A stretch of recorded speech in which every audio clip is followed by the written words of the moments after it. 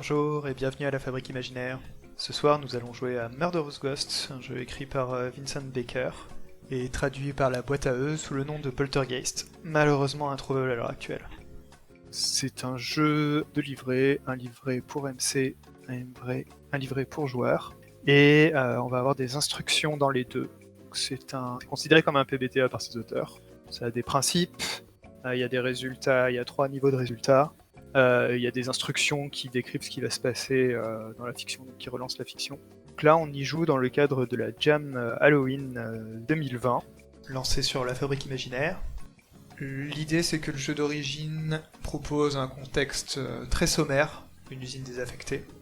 Et du coup, on a eu l'idée d'organiser un concours de création de contexte, parce que c'est quelque chose qui est plutôt facile à écrire, rapide et assez fun.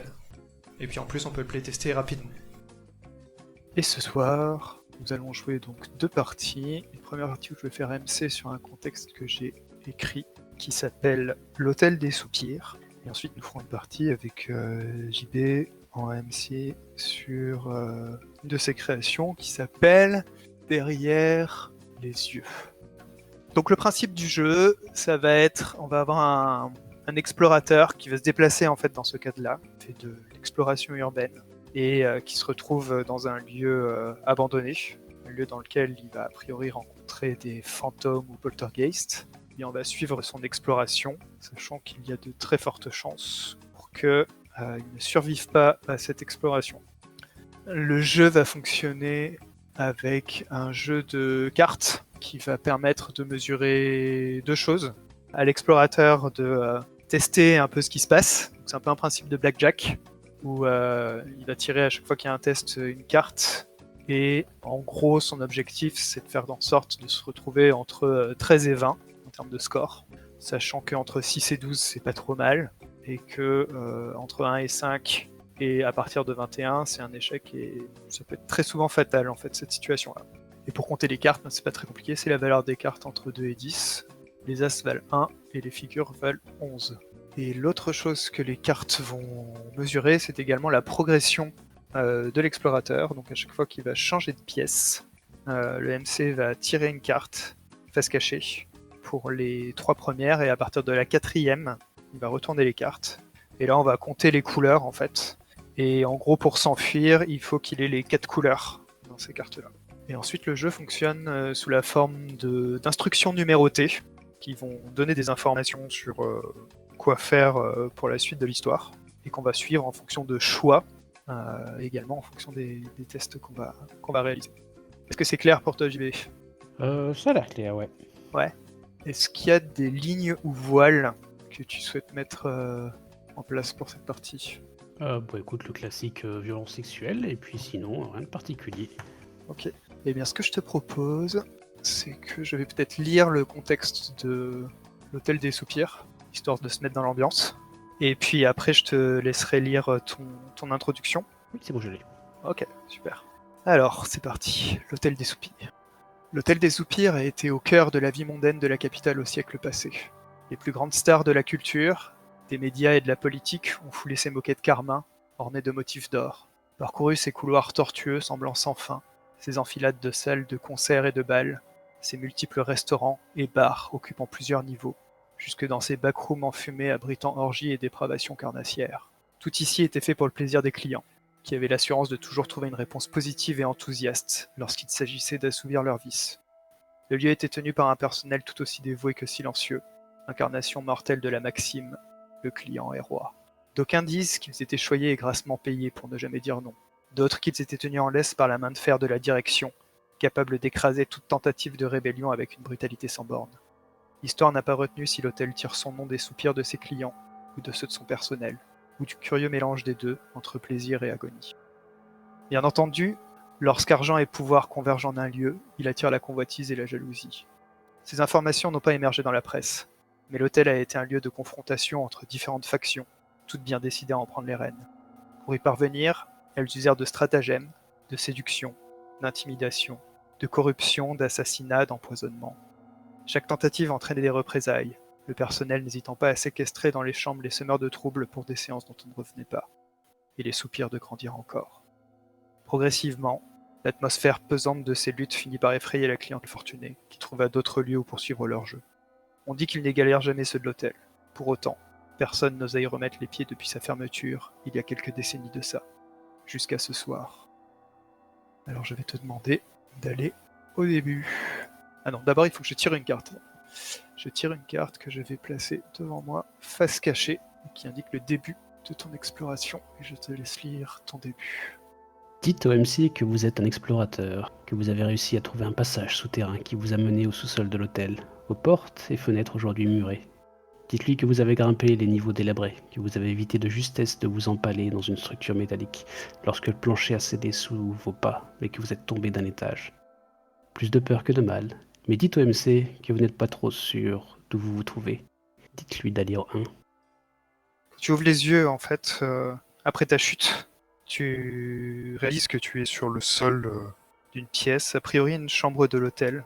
À côté de toi, ta lampe torche qui roule au sol, qui éclaire les murs. En dehors d'elle, il fait totalement sombre, presque noir. Il y a peut-être un très très mince filet de lumière qui filtre par les volets, les interstices des fenêtres qui sont murées. Et donc tu es dans cette chambre.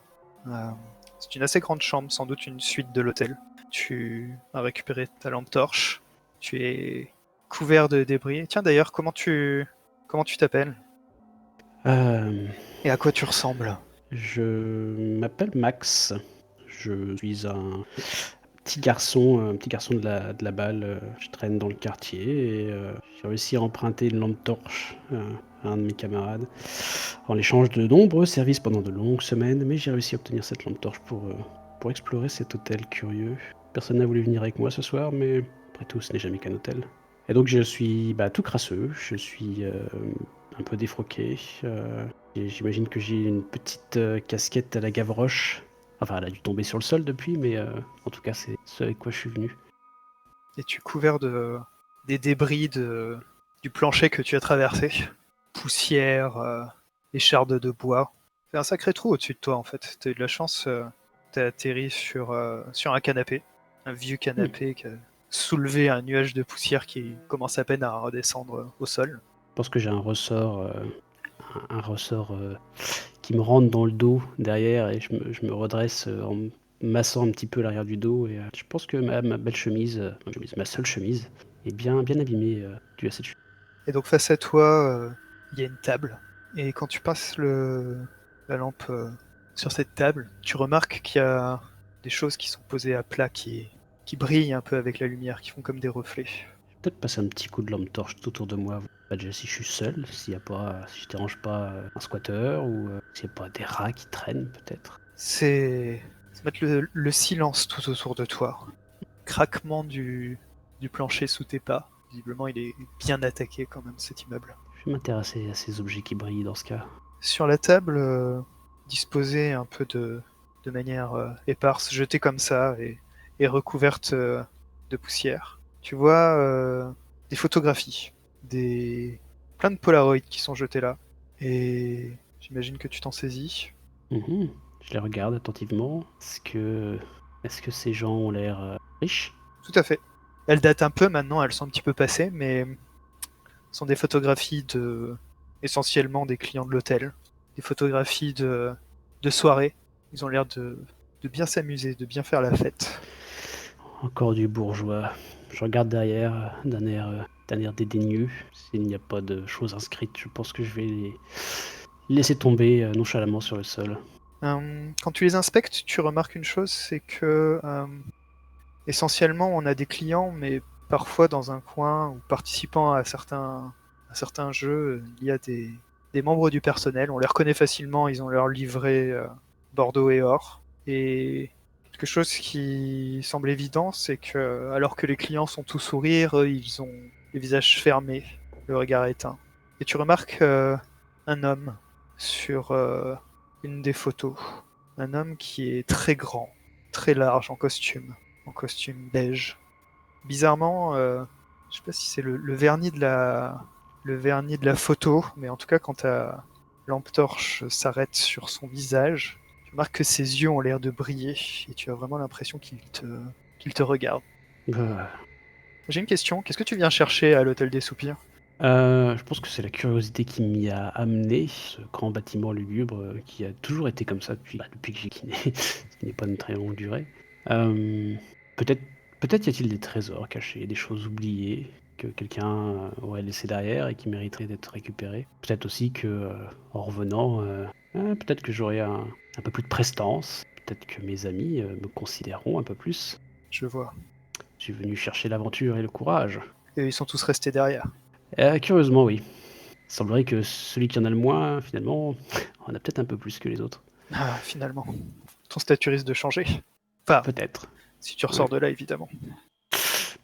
Tu entends comme un petit bruit dans la chambre d'à côté. Elle n'est pas fermée par une porte, hein, c'est un encadrement ouvert, puisqu'on est dans une suite. Je me retourne brusquement et j'éclaire de la lampe torche. Tu balayes la pièce quand un peu de poussière qui est en suspension, qui donne sembler une consistance à ton faisceau.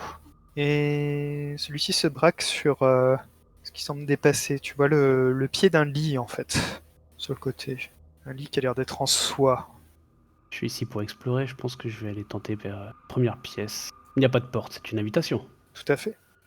C'est effectivement quand tu pénètres dans la pièce, le plancher craque toujours. Et tu arrives devant un lit couvert de draps de soie d'un rose pâle, couvert de poussière, ce qui la rend encore plus pâle. Alors que tu balayes la pièce, tu remarques plusieurs choses. Que le matelas semble taché de taches brunes. Tu remarques également ce qui semble être des traces sur la tapisserie, une sorte de lacération. Et c'est pas très audible, mais t'as l'impression d'entendre des pleurs étouffés. Tu sais pas trop d'où ils viennent. Puis quand tu prêtes vraiment attention à eux, en fait, t'as l'impression qu'ils t'échappent. Et dans la pièce, un autre meuble, une coiffeuse avec un miroir. Je pense que d'une manière distraite, je vais commencer par longer les murs et puis placer mes doigts là où il y a ces marques sur le mur, voir si ça correspond à des griffures, si ce sont un couteau qu'on aurait passé sur la tapisserie, peut-être un meuble qui aurait juste raclé. Je pense que je passe juste mes doigts de manière absente, et puis je me rapprocherai du lit. Eh bien, les marques de griffure sur la tapisserie sont effectivement des marques de griffes, d'ongles. C'est clairement brouillon. Et ça a griffé sur la droite du lit, au-dessus de la tête du lit aussi. Mais à droite, elles sont plus concentrées et puis elles semblent descendre vers un peu plus bas, pas très loin du sol. Et sur le lit, il y a une tache brune sur le matelas à hauteur de... Si c'est la tête du lit que tu vois devant toi, à hauteur de torse. Pareil, je vais m'approcher, je vais jeter un œil discret au lit et je pense que dans un réflexe, je vais simplement ouvrir les tables de chevet et voir si il ne resterait pas une montre oubliée peut-être. Tu te rapproches du lit. Clairement, à l'odeur, à l'aspect, tu peux dire que c'est une tache de sang. Il n'y a aucun doute là-dessus. Hmm. Et alors que tu te penches pour regarder ça, tu sens quelque chose sous ton pied. Ok, je saute, je saute et je recule paniqué. Je braque ma lampe torche sur le parquet. Sur ce parquet, tu vois un rasoir qui est ouvert, sur lequel tu as marché. Je vais me baisser, le ramasser. C'est un rasoir. Un rasoir à une lame Ouais. de barbier. Je vais. La lame est neuve. Enfin. Oh non, hmm. la lame est vieille, tachetée de rouille, mais également entachée de sang. Je vais faire passer mon pouce sur la lame pour voir s'il est encore un petit peu affûté. Ouais, clairement. Si on en juge par la petite trace que tu viens de te faire sur le pouce. Hmm. T'es vacciné contre le tétanos? Probablement pas. Je vais te demander d'aller en deux. Très bien. Quelle est la pire chose que cela vous inspire? Choisissez et dites votre choix. De toute façon, il faut que je te le dise. Oui, écoute, cela m'inspire la cruauté. Vous pouvez poser des questions MC avant de choisir. Bah écoute, N'hésite oui, pas. non, mais je pense que là, c'est les... tache de sang, rasoir rouillé, je pense que c'est la cruauté, hein. Globalement, dans le jeu, tu peux toujours poser des questions en fait avant de choisir. Ouais. Je pense que je vais très vite faire le lien entre cette tache marron, ce rasoir, les griffures. Peut-être y a-t-il des restes de cordes au sommier pour attacher quelqu'un, peut-être. Je pense que clairement quelqu'un a dû torturer une autre personne ici. Est-ce que c'était pendant que l'hôtel était encore ouvert ou est-ce que c'est quelqu'un qui est venu après sa fermeture? Je ne sais pas. Je ne sais pas lequel m'effraierait le plus. Je pense que des squatteurs m'effraient. Après tout, un hôtel qui tourne, c'est civilisation, c'est la lumière. Ça ne peut pas être quelqu'un de l'hôtel. Probablement quelqu'un qui est venu squatter. Peut-être des bandits. Régler leur compte. Ouais, probablement ça. Des bandits. Tu as donc choisi la cruauté. Tout à fait. Donc, comme le dit Je dois aller en le... 20. Ouais. Et rappelle-toi de ton choix la prochaine fois que tu repasses en 2. Il faudra choisir autre chose. Ok. Racontez au MC l'expérience pendant laquelle vous avez été le plus proche de la mort. Je pense que c'était la fois où j'avais volé du pain brioché en fait dans une grande surface. Ça faisait plusieurs jours que nous n'avions pas mangé. Moi et que j'appelle mes amis, mais en fait ce sont des compagnons d'infortune. Et puis on est passé devant cette grande surface, pas très loin de la vitrine, pas très loin des caissières. Il y avait ce présentoir avec du pain brioché. Plutôt bas de gamme, dans un cellophane plutôt miteux, sans marque, un code barre imprimé dessus. Et quand je l'ai vu, j'ai tout de suite eu la salive à la bouche. Alors, dans ces cas-là, le cerveau se déconnecte et puis c'est l'animal qui prend le dessus. Je suis rentré, j'ai pris discrètement un paquet. J'ai dû ne pas être assez discret puisque le vigile m'a tout de suite reconnu. Évidemment, j'ai pris mes jambes à mon cou. J'ai couru et ce brave homme, ma foi, que je prenais pour un petit peu trop ventripotent, était quand même en pleine forme puisqu'il m'a tenu, m'a poursuivi peut-être 2 pâtés de maison, 3 pâtés de maison jusqu'à ce pont où j'ai l'habitude de me cacher. Il y avait beaucoup plu la veille, alors l'eau est montée assez rapidement ces derniers jours et je suis descendu sous le pont. Le gros monsieur est resté au-dessus. Mais il a lâché quelques jurons que je me souviens, ils m'ont arraché un certain sourire et puis je me suis engouffré sous le pont. J'ai lavé de l'eau jusqu'aux chevilles, mais je savais que juste après, il y aurait ce petit renfoncement dans lequel je pourrais être au sec. J'ai fini par glisser et ensuite, ça a été très vite dans l'eau froide. J'ai senti cette eau de goût de vase dans la bouche. J'ai senti le courant m'emporter. Je pense même avoir vu pendant une seconde où j'avais le regard hors de l'eau, le vigile me regarder et faire demi-tour. Et puis j'ai été emporté. Et j'ai été recraché le long d'une digue, éraflé, froid, mort de faim. Et ouais, je pense que quand je me suis retrouvé là, loin du centre-ville, seul, froid, je pense que c'est à peu près à ça que doit ressembler la mort. Et je dois tirer une carte. Tout à fait. Alors donc l'explorateur tire les cartes face visible. Et en l'occurrence, pour le premier tirage de la partie, quoi que tu tires, on considère que tu as fait entre 13 et 20, c'est-à-dire un résultat positif pour toi. Tac. Mais par contre, ce ne sera plus le cas pour les prochains tirages. Okay. Et pour rappel, avant de faire un tirage, tu peux toujours choisir de défausser tes cartes. Ouais. Pour éviter de monter trop haut. J'ai tiré un as. Donc ça sera un 1 pour le prochain tirage. Donc tu as de la marge. Ouais. Et donc il faut que tu me lises de 13 à 20. Et donc de 13 à 20, si vous n'avez pas vu de fantôme ici, dites au MC d'aller en 3. Alors, en 3. Eh bien tout simplement, je vais te demander, après avoir t'être souvenu de cette histoire qui a failli te coûter la vie, tu balayes à nouveau la pièce et tu as ces pleurs qui semblent être venus, qui semblent être proches de toi.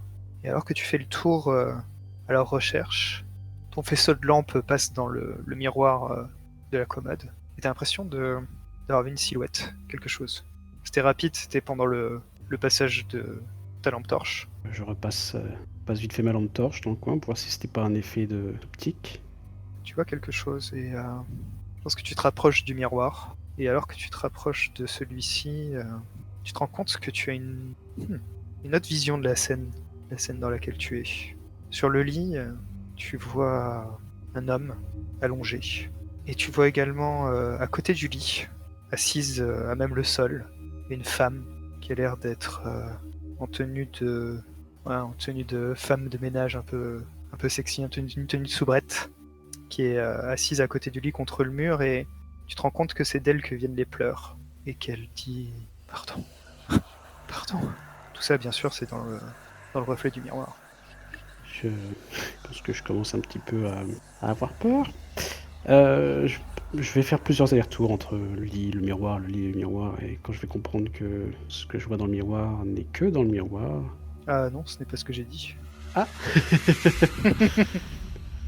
D'accord. À ton premier passage de l'autre côté, ça y est, tu les vois. Tu vois, Ah non, bah là j'ai complètement peur alors. tu vois le corps allongé dans le lit. Tu vois la femme, elle te regarde pas, elle regarde à côté d'elle. Elle a l'air effondrée. Et d'ailleurs, moi, il faut que j'aille en neuf maintenant. Et à un moment donné, il y a un grand bruit de porte qui claque violemment.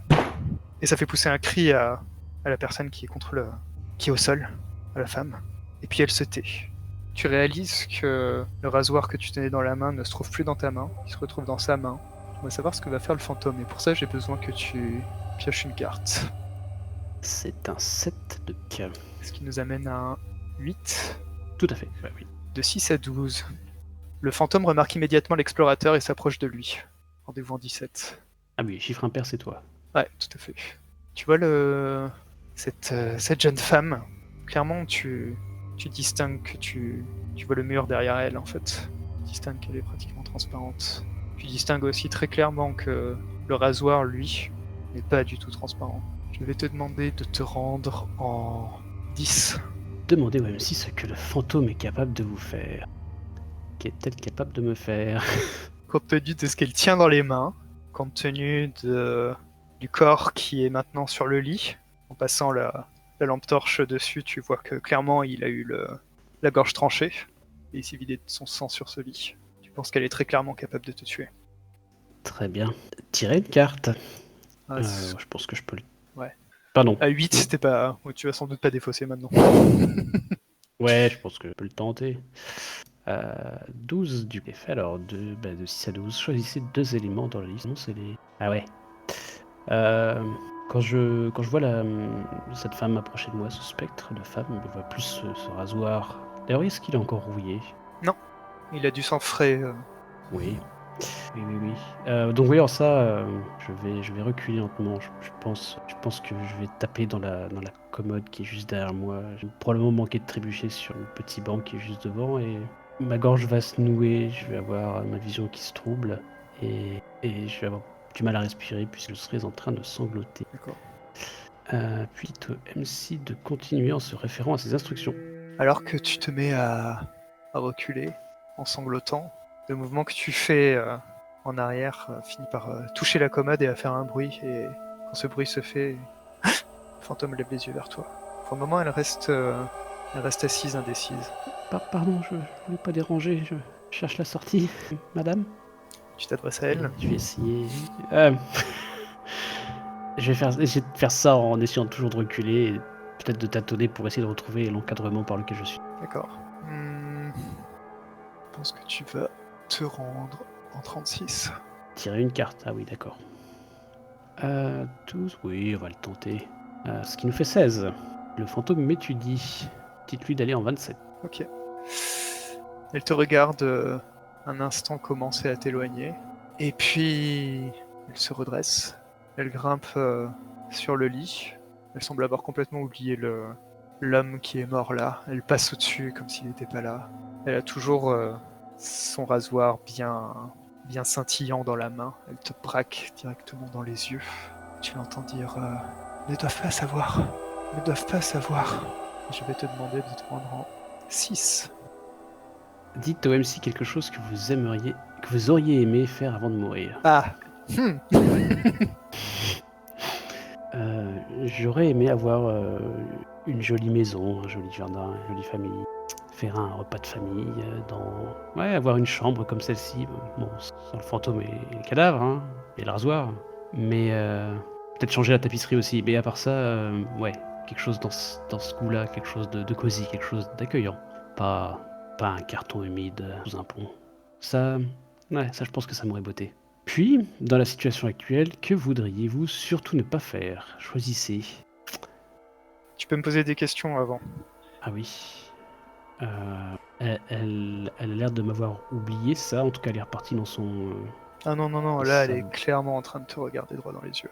D'accord. Elle a grimpé sur le lit, elle a les yeux braqués sur toi, et elle te dit ne doivent pas savoir. Je ne voudrais surtout pas crier, de peur de l'effrayer, qu'elle prenne ça pour une provocation. Entendu. Et tire une carte. Alors combien j'étais? Ah ouais. Non mais là je vais défausser je crois. Ok. Et du coup je repars à 0, c'est ça? Tout à fait. Du coup, c'est... Oh, 11, c'est ça, c'est Ouais. une figure? tout à fait. 11...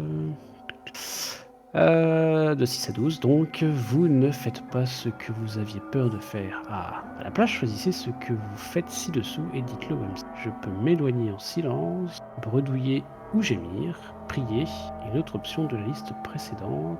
D'accord. Bah du coup, ce qui collerait le plus, je pense, c'est de m'éloigner en silence et la regarder qui me regarde et reculer tout doucement et prier pour que... Bah prier, non. Espérer, simplement espérer. Pour qu'elle reste sur ce lit. Elle continue à te suivre. Alors que tu recules, à un moment donné, tu passes l'encadrement de la porte. Tu perds le contact visuel avec elle. Et t'entends sa voix s'éteindre. Tu es de retour dans le salon. Il semble pas y avoir de bruit, pas de mouvement. Tu remarques 2 portes. Il faut que je sorte d'ici. J'imagine que c'est impossible de repasser par le trou duquel je suis tombé. Tout à fait. Si je veux aller dans la porte, j'imagine qu'il y a une porte devant moi peut-être. Il y a une porte derrière toi, Si une porte à ta gauche. Et en face de toi, l'encadrement. Je vais prendre celle derrière moi, puisque prendre celle de gauche me ferait repasser devant l'encadrement. J'ai trop peur de regarder ce qu'il y a dans cette pièce. Tu te trouves dans un couloir. Tu as réussi à trouver la porte d'entrée de la chambre, qui était heureusement ouverte, enfin, en tout cas pas verrouillée. Et tu émerges dans un couloir, les curieux couloirs. Il te donne l'impression que les murs ne sont pas droits, ils sont légèrement penchés. Tu remarques également que les lumières de l'hôtel luisent faiblement, ils semblent clignoter. C'est nouveau, ce n'était pas le cas au début de ton exploration. Alors que tu marches dans ce couloir en te tenant au mur, parce qu'il est l'impression qu'il penche de plus en plus. Tu marches sur cette moquette qui est présente un peu partout dans l'hôtel. Elle est couverte de poussière, mais malgré tout, on voit bien sa couleur bordeaux et ses motifs dorés, des motifs de fleurs, des scènes de chasse. Et en bordure, t'as l'impression, t'es pas sûr, mais serait-ce des chaînes? En tout cas, ce qui est certain, c'est que tu entends soudainement un raclement métallique derrière toi, qui te fait dresser les poils sur ta nuque. Un lourd raclement métallique. Fais volte-face, fébrile. Le faisceau de ma lampe tremblote justement pour éclairer ce couloir et je ne vois rien. Tu ne vois rien, mais tu vois clairement que le bruit se rapproche. Tu entends le bruit se rapprocher. C'est un très mauvais pressentiment. Je vais prendre mes jambes à mon cou et partir dans l'autre direction. Tu cours sur ce sol moelleux, ce sol qui a fait une marque de fabrique de l'hôtel des soupirs, et tu arrives à un escalier. Le bruit semble s'être encore rapproché derrière toi. Tu as 2 directions possibles. Décides-tu de monter ou décides-tu de descendre? Il faut que je descende. C'est là qu'est le hall, c'est là qu'est la porte de sortie. Très juste. Du coup, je vais tirer une carte. Tu te rapproches de la sortie. Tu descends. Le bruit s'est rapproché jusqu'au niveau des escaliers. Dans les escaliers, tu les as descendus 4 à 4. Et toujours ce bruit de raclement et des pas maintenant que tu entends descendre derrière toi. Et tu arrives dans un autre couloir qui semble plus bas de plafond que le précédent. Et alors que le bruit semble être à 1 ou 2 mètres de toi, avec toujours personne en vue, tu trouves une porte et tu rentres. Tu as claqué la porte derrière toi. Ouais, voilà. Ouais, et je m'adosse à la porte, le cœur palpitant. Et de manière saccadée et anarchique, j'éclaire la pièce où je suis. J'essaie de voir s'il n'y a pas des choses bizarres. Elle est presque glissante entre mes mains qui sont moites. Tu es dans une pièce qui est clairement beaucoup plus modeste que la précédente. C'est une chambre également. Après tout, nous sommes dans un hôtel. Il y a une seule pièce. Ah non, il y a une salle de bain aussi. Et dans la chambre, il y a un lit sans matelas, rouillé. Et alors que tu passes le faisceau de ta lampe torche sur les murs, à nouveau tu vois des traces sur la tapisserie. Mais cette fois, ce ne sont pas des traces de griffures. Tu as plutôt l'impression de petites entailles qui sont disposées sur le mur, comme si on avait compté les jours. Et alors que tu parcours la pièce avec ta lampe torche, tu te rends compte qu'elle est remplie de ces marques-là. Ces marques sur les murs, ces marques au sol, ces marques au plafond même. Il y a deux choses qui tranchent avec ce motif qui est présent partout. C'est une photo au mur, non loin de toi à gauche, et également à droite de la porte de la salle de bain, un miroir. J'ai retenu ma leçon avec les miroirs. Est-ce que la porte s'ouvre ou quelqu'un essaie de Non. manipuler la poignée? Ça a l'air calme de l'autre côté. Mhm. Alors dans ce cas, je vais aller regarder la photo de plus près. Intrigué. C'est... Est-ce que j'y vois les mêmes personnes? Non, pas du tout. C'est plutôt une grande photo, en fait. C'est un peu le format de nos photos de classe. Mhm. Sauf que là, ce n'est pas une photo de classe, c'est une photo du personnel de l'hôtel. Ils sont nombreux là, le visage comme s'il était trouble, difficile de décerner leurs traits. Par contre, leur regard est clairement éteint. Enfin, il y a une personne qui n'a pas le regard éteint. Un homme en costume beige, le regard mauvais. Il a l'air de sourire, un sourire carnassier. Il a l'air encore une fois de te regarder droit dans les yeux. Et on frappe fort à la porte. Ta lampe torche s'éteint. Tu es dans le noir. La seule chose que tu distingues, c'est une lueur orangée. Des petits mouvements, comme si on bougeait cette lumière. C'est peut-être plutôt à ça que ressemble la mort. Rapprocher du miroir, c'est peut-être là qu'il a sorti. Tu t'approches du miroir. Quand tu arrives à proximité du miroir, tu te rends compte que la lumière semble provenir de derrière toi. La pièce est différente dans le miroir. Le lit n'est pas positionné comme quand tu es arrivé dans la pièce. Il n'y a pas de matelas. Il est toujours cette structure métallique nue, bien qu'elle ne soit pas rouillée. Et il est disposé verticalement contre le mur. Il y a un homme qui est attaché, torse nu, contre le sommier. Et face à lui, un membre du personnel en livrée bordeaux et or, qui tient un chalumeau à la main et qui rit en regardant sa victime, qui porte des traces de brûlure. J'ai peur de me retourner. Je vais fermer les yeux très fort et me retourner. Je les ouvrirai, j'espère ne pas voir cette scène. Tu te retournes doucement. Tu sens la chaleur du chalumeau, tu entends son bruit. Tu entends les ricanements et les cris étouffés. Et que fais-tu? Mais j'ouvre les yeux tout doucement, prêt à décamper. Ils sont là face à toi. Il y en a un, c'est pas très grave, mais l'autre avec son chalumeau, très clairement il te regarde. T'as l'impression que son sourire s'agrandit en te voyant. Je me retourne vers le miroir et je vais le casser avec ma lampe torche. Ok. Tu brises le miroir. Rendez-vous en 15 et choisissez l'option A. Le fantôme rit un coup en te voyant après que tu aies brisé le miroir. Et il rit même très fort. Il a l'air vraiment... Ça a l'air hilarant pour lui. Et surtout, t'as l'impression que ça se rapproche. Rends-toi en 14. Qu'espérez-vous que le fantôme ne fasse surtout pas? Qu'il me touche, qu'il m'accule dans un coin, qu'il vous appelle par votre prénom, qu'il vous montre ce qu'il cache, qu'il vous suive. Vous pouvez poser des questions au MC. Il se rapproche de moi, son chalumeau a l'air allumé évidemment. Et le chalumeau comme le rasoir n'a pas l'air d'être fantomatique. Tu sens très clairement sa chaleur. Tu as cette odeur d'ailleurs de chair brûlée qui envahit tes narines. Ce qui me ferait le plus peur, je pense, c'est qu'ils connaissent mon nom. Parce que personne ne connaît mon nom. Même pas ceux que j'appelle mes amis. Ok. Puis tirer une carte. Alors, est-ce que tu gardes ton 11 ou... Oui. Oh. 17. 17, c'est pas ça. Il ne fait rien de tout ça. Dites-le au MC. Eh bien, MC, il ne fait rien de tout ça. Ah, et bah ça tombe plutôt bien. Et continue en te référant à tes instructions. Ouais. Donc il ne t'appelle pas par ton prénom. Par contre, il se rapproche de toi. Il se rapproche de toi et à la lueur de la lampe torche, tu remarques quelque chose que tu n'avais pas vu tout à l'heure également. Tu remarques comme si... C'est pas très loin du fantôme maintenant, à 1m50 de lui. C'est comme si à nouveau il y avait un plancher effondré, un trou, peut-être une échappatoire. En tout cas, la porte d'entrée de la pièce, elle a l'air prête à céder sous les coups. Quelqu'un essaye de rentrer.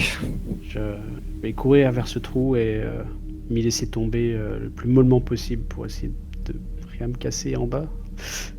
Ok. Je te propose d'aller en 12. Demandez au MC ce que vous devez faire en priorité maintenant. Ne pas trembler des mains, garder une respiration silencieuse, ne pas le lâcher du regard, gardez les yeux fermés, restez parfaitement immobile, continuez d'avancer. Autre chose, au choix du mieux. Je pense que là, le mieux que t'aies à faire, c'est te plonger le plus rapidement possible dans le trou. Tac. Avant que le chalumeau soit trop proche de toi et que tu grilles, mon petit. Et je dois tirer une carte. Écoute, je vais jeter ma main. Ok. Si je vais pas la garder, ça fait beaucoup. Et 10. Vous pouvez le faire, mais vous devez choisir 2 choses de la liste que vous ne pouvez pas faire. Donc je peux plonger dans ce trou, mais je ne pourrais pas le lâcher du regard. Je suis trop obnubilé par ce chalumeau, ces flammes rougeoyantes qui sont probablement le seul élément chaleureux de cet hôtel qu'il reste, et visiblement cet élément veut ma peau. Donc je le lâche du regard, je plonge dans le trou et j'y plonge de manière fébrile en tremblant de tout mon petit corps. Ok. Et tu peux continuer. Tu plonges dans le trou. Et je vais tirer une carte. Tu te rapproches à nouveau de la sortie. Plus qu'une carte et tu pourras peut-être être sauvé, qui sait. Ou être dépecé, qui sait. Il y a quelque chose de très bizarre au moment où tu te jettes de l'autre côté. C'est comme si la caméra avait changé en fait. On suit ton saut, on plonge avec toi, et alors que tu dépasses le trou, tu retombes lourdement sur le plafond. Tu es au plafond. La gravité, c'est comme si elle s'était inversée. Tout autour de toi baigne dans une lumière vert orange, et tu es maintenant dans un couloir, au plafond, entre les lustres. En haut, ou peut-être plutôt ce qui était en bas avant, tu vois des plateaux repas, des journaux devant les portes. C'est donc un couloir, c'est ça?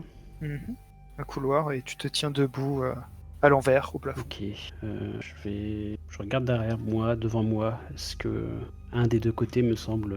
Est-ce que je vois un escalier ou une fenêtre? Quelque chose qui indiquerait plus la sortie qu'autre chose? Un long couloir, mais il semble percevoir dans une direction...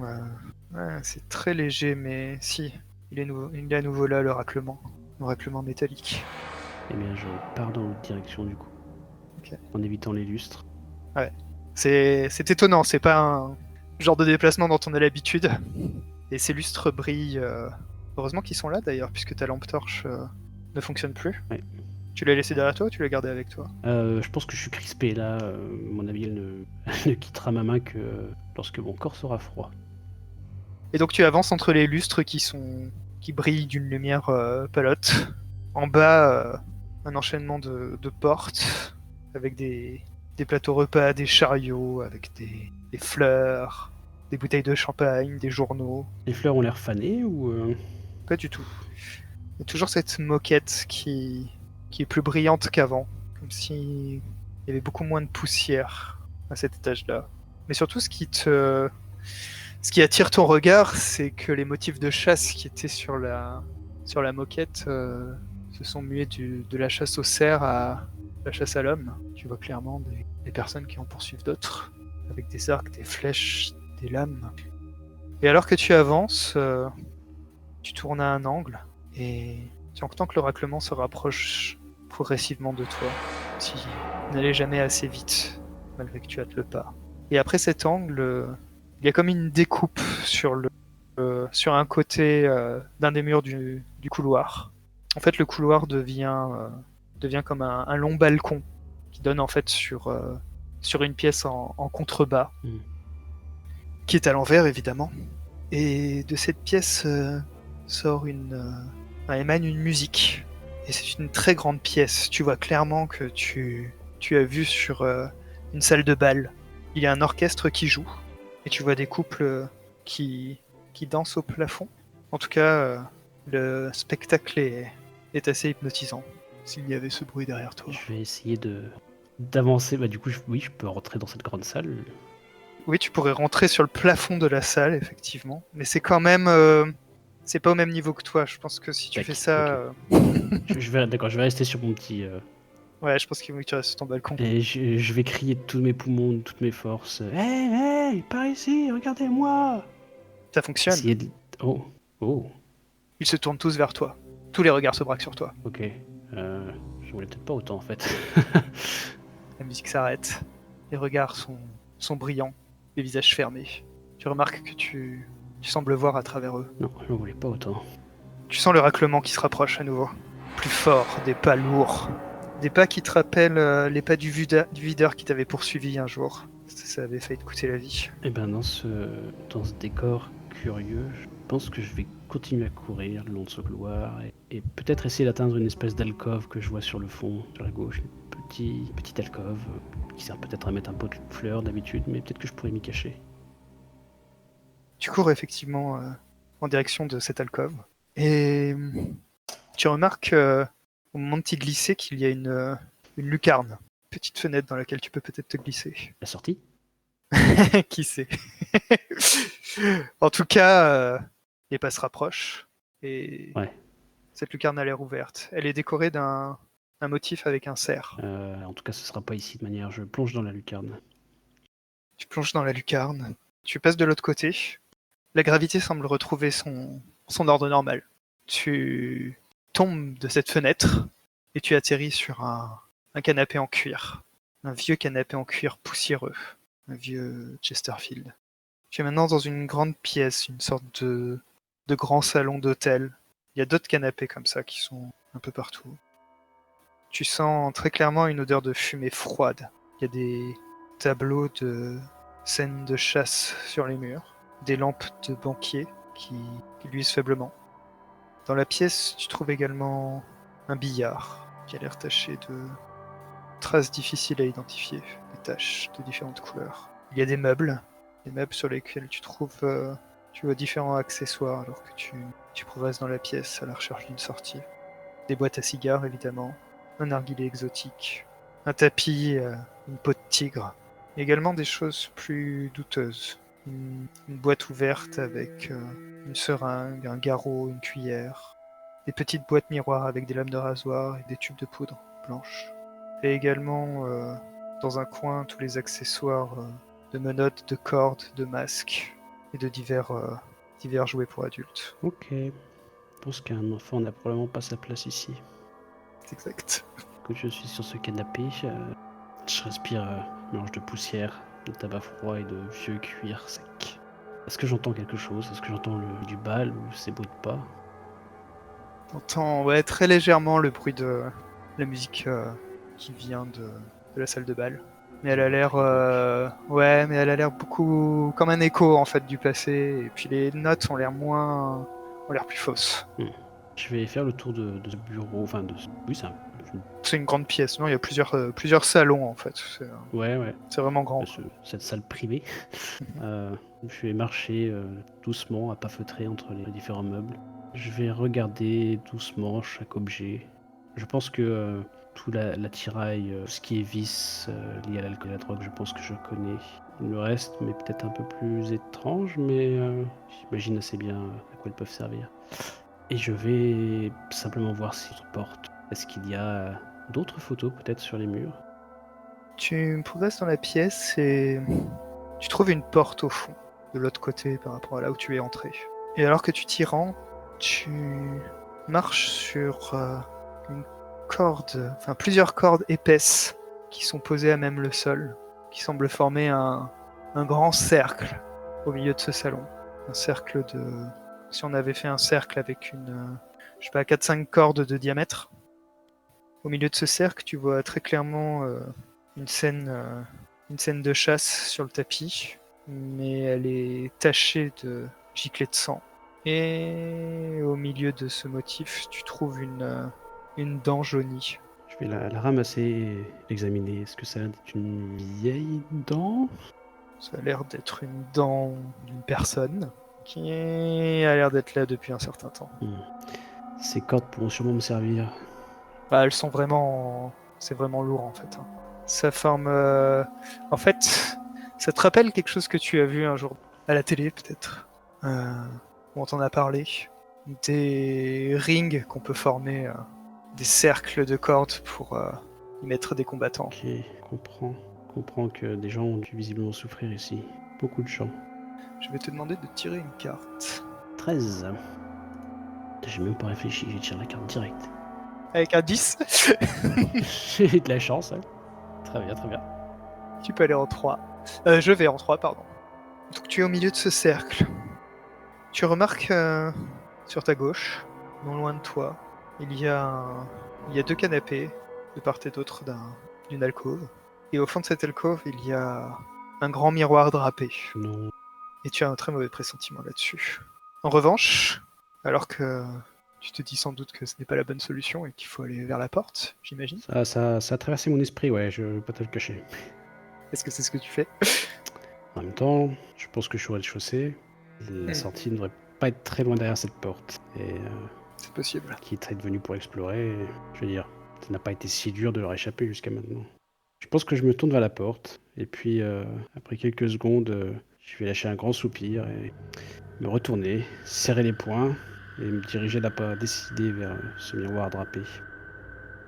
Je vais jeter un dernier coup d'œil autour de moi, repérer la porte, repérer un passage à peu près sûr, sans risque de trébucher à travers les cordages, et voir si je dois déguerpir, comment je peux y arriver très très rapidement. Et puis quand ce sera fait, eh bien, je tirerai sur le voile qui trappe le miroir. Tu fais tout cela, et alors que tu tires sur le drap, celui-ci descend dans un grand mouvement vers le sol, et en même temps, l'ensemble de la pièce a l'air de s'éclairer.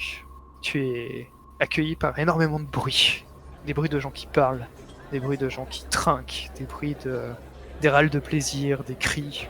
Et dans le miroir, dans le reflet, tu vois que la pièce est remplie de personnes.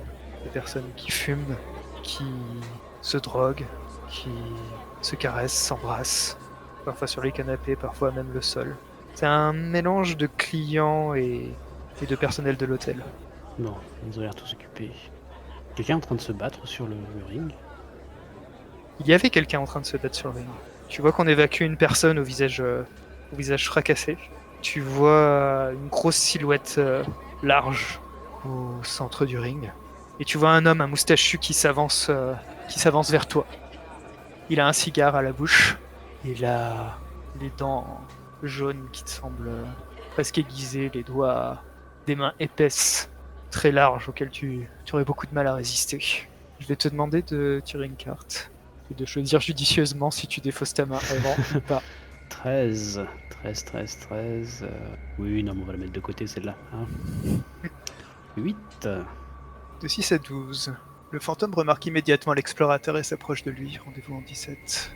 Ça sent le sapin. Je vais te demander de te rendre 16. Quel aspect du fantôme vous semble avoir conservé le plus d'humanité? Choisissez et dites OMC. Les yeux, sa peur, tristesse et mouvement, sa voix. C'est un monsieur moustachu, c'est ça? Oui. Est-ce que je l'ai déjà vu sur les photos ou Peut-être que tu l'as vu sur la photo du personnel. En tout cas, il a les couleurs du personnel de l'hôtel. Il a le petit veston, ouais. Dans ce cas, ce qui lui restera, ce sera sûrement sa tristesse et ce regard vide qu'il arborait de son vivant, puisque je pense qu'il est mort. Hein. Ouais, il est bien décédé. Du coup, j'ai tiré une carte. 19. Oh. Dites au MC que vous ne vous en approchez d'aucune manière. Je pense avoir retenu ma leçon avec les précédents fantômes, même si celui-ci ne semble pas avoir d'arme particulière. À part ses grosses mains. Ah, d'accord, oui, effectivement, il a des grosses mains. Je pense que je vais reculer autant qu'il avance et essayer tant bien que mal de trouver un moyen de traverser cette orgie et de rejoindre la porte de l'autre côté. D'accord. Tu constates que sa tristesse te paraît humaine, mais bizarrement, il a l'air d'agir de manière mécanique, presque comme s'il jouait à un script qui était déjà écrit pour lui. Alors que tu recules, je vais te demander de te rendre en 36. Tirer une carte. Décidément. Oui, non, bah là, clairement, hop. 1. Ouais. Quel score? Alors, du coup, bah échec, dites aussi que le fantôme vous attaque. Puis, d'aller en 29. C'est dommage. C'est pas lui directement qui t'attaque en fait. Il t'attrape. Il t'attrape par le bras, ce contact est glacé. Il est glacé mais il est bien réel. Malgré le fait que tu puisses voir à travers la silhouette. Et il te tracte derrière lui, impossible d'y résister, il t'amène au centre du ring. Et là, sur le ring, tu reconnais la montagne qui est debout. Tu reconnais l'homme sur les photos. Tu reconnais le vigile qui t'avait poursuivi dans le magasin. Tu reconnais l'homme au regard mauvais qui a l'air de te transpercer. Ce que tu remarques aussi, c'est que, alors qu'il se retourne vers toi avec un grand sourire carnassier.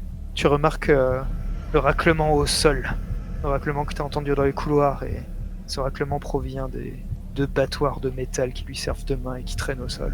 Je vais te demander d'aller en 40 alors qu'il lève ce battoir au-dessus de sa tête pour t'asséner un coup fatal. Ça me fait 4, ce qui est également un échec, dit au MC 237. 37. L'explorateur a été laissé pour mort par le poltergeist. Parce qu'il est réellement mort. Demandez à l'explorateur à quoi il ressemble en fantôme, puis dites-lui d'aller en 46. Je suis le même petit garçon, si ce n'est que mes habits ont changé. J'ai désormais le même veston que les employés de l'hôtel. J'ai ce petit chapeau de groom penché sur la tête. Un nouveau regard, triste. J'ai perdu ce petit étincelle dans mes yeux. Ah, et ma photo est sur la photo également. Je suis tout au fond, à droite. Là c'est moi. Et ce couloir là, c'est le mien. Bon, on n'a pas beaucoup de visites, mais de temps en temps, quelqu'un vient. Je fais le tour, je lui montre, je lui explique. À la fin, le patron s'en occupe. Tu peux te rendre en 46. 46, vous avez été tué par des poltergeists. Enfin, merci d'avoir joué. Écoute, ça fait un plaisir. J'adore cette conclusion, à chaque fois. C'est parfait. Et bien voilà pour cette première partie.